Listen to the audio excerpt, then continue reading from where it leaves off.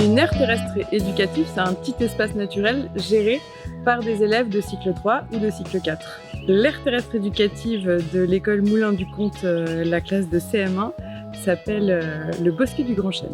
Cette aire terrestre éducative, elle est labellisée, coordonnée par l'OFB, l'Office français pour la biodiversité. À l'occasion donc d'une formation sur le développement durable, j'ai découvert les ATE et j'ai recherché une association qui pouvait également porter ce projet. Et j'ai alors rencontré l'association LAO, avec qui le projet a pu se mettre en place. L'un des 4 objectifs de l'aire terrestre éducative, c'est de favoriser l'éco-citoyenneté. Et ça veut dire faire ensemble, vivre ensemble. Et donc pour cela, au sein d'un espace, il faut le gérer ensemble, il faut prendre des décisions ensemble, il faut se mettre d'accord. Et pour ça demande du respect, ça demande de l'écoute et de la solidarité. Donc dans l'ATE, il y a un point très important qui est le Conseil de la Terre. C'est un conseil d'élèves, comme les conseils d'élèves qui peuvent exister en dehors d'un projet comme l'ATE, et qui est finalement un exercice très concret et très animé de la démocratie.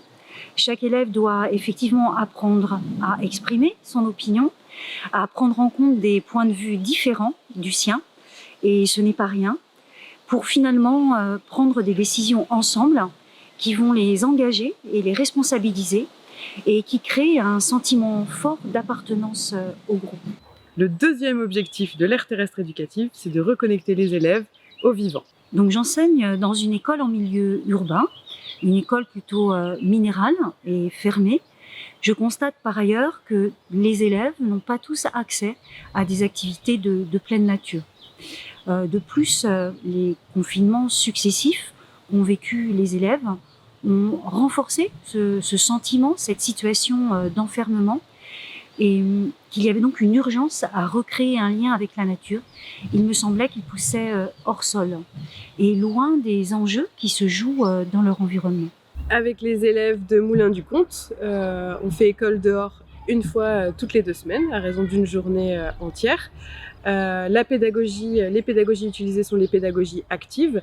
Quand les enfants arrivent, on se met en cercle, on se remémore ce qu'on a appris la séance d'avant, on fait part des différents questionnements, on présente la séance. Sur le premier temps, on va être vraiment sur l'apprentissage de connaissances à travers une approche scientifique et à travers le jeu. Ensuite, il y a le moment du pique-nique, le moment du repas, qui est un moment important, un temps informel que nous favorisons.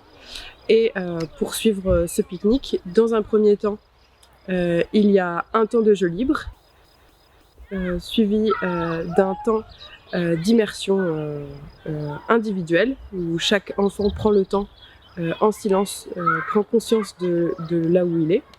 Et enfin, on termine par un temps de construction. L'idée, c'est de construire collectivement avec ses camarades. Et la séance se termine par un bilan collectif de la séance vécue.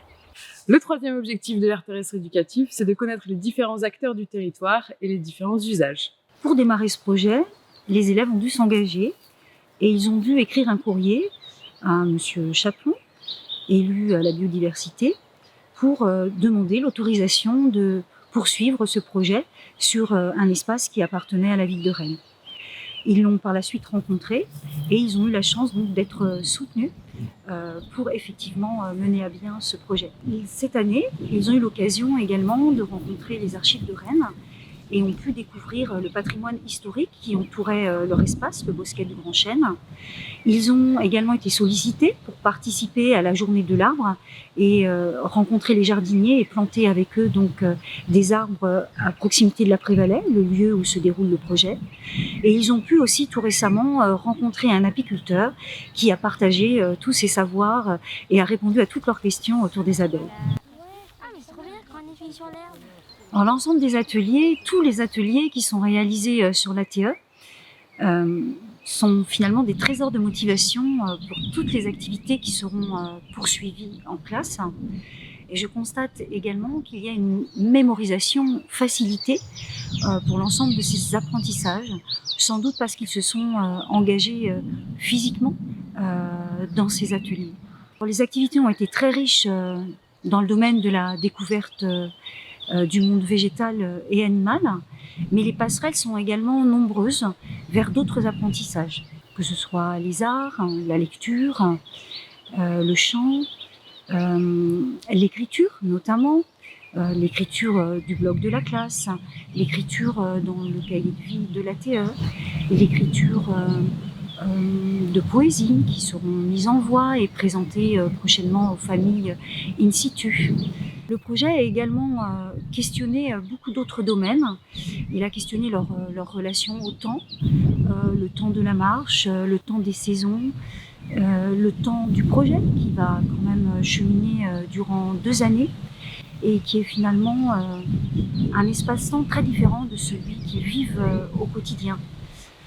Il a questionné également leur relation aux autres. Et ça, ce n'est pas rien, c'est vraiment une expérience humaine très importante, puisqu'ils ont découvert en allant à l'ATE un espace de liberté nouveau, qui n'est pas celui qu'ils connaissent en ville. Et il a fallu beaucoup de temps de parole et d'échange pour pouvoir réguler la vie du groupe. Et enfin, le projet a questionné leur relation aux apprentissages, puisqu'ils ont découvert qu'on pouvait dehors également apprendre, que c'était également un lieu pour apprendre différent de celui de la classe. Le projet d'aire terrestre éducative Le Bosquet du Grand Chêne est un projet qui a du sens pour l'association là-haut, parce que nous avons du temps, parce que nous avons les moyens de transmettre cette envie d'agir en faveur de la biodiversité. 2 valeurs simples, comme suggère ce projet, c'est le partage entre enfants et adultes, entre adultes, et l'émerveillement que suscite toute la richesse de la nature.